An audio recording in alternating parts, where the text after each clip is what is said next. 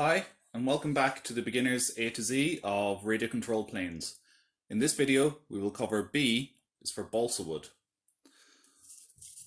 So balsa comes from the balsa tree, which grows naturally in the forests of Central and South America. It's the country of Ecuador, however, where model aircraft grade balsa is harvested.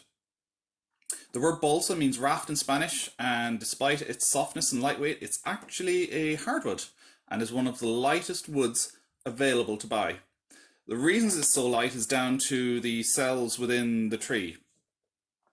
The cells are very large and very thin-walled and full of water. The wood is then dried in a kiln for 2 weeks, after which only 40% of the volume of the wood then is a solid substance. So it is ideally suited to RC plane construction due to its low density and its strength and its ability to resist warpage. It is also very easy to work using basic craft tools like these.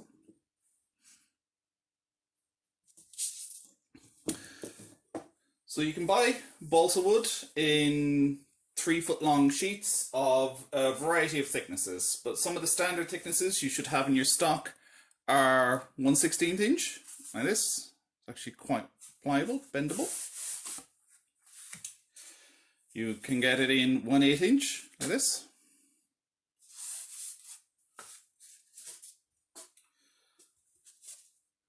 Three-sixteenths. I have a small piece of 1/4 inch here as well. That'll cover most of your building needs. Now the sheets themselves are usually sold in widths of 3 inches or 4 inches. But if you're buying the 4-inch wide stock, it's a good idea to check that the edges aren't too soft or pliable. I'd personally recommend going for the 3-inch wide sheets. You can also buy balsa strip. So this is an example of balsa strip.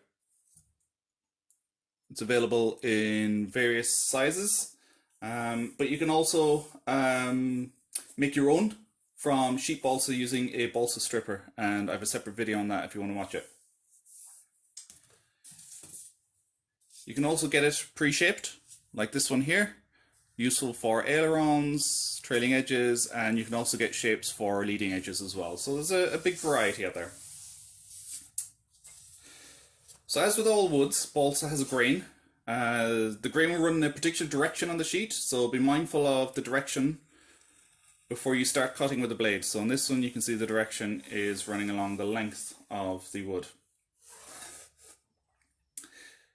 Using a guide wherever possible, you can make your cuts, and for curves you may have to cut in from each side. So you might have to cut across like that and across like that.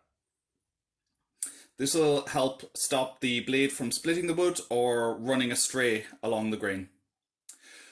When sanded, the wood produces very fine dust, so do ensure that you have proper ventilation when sanding large areas.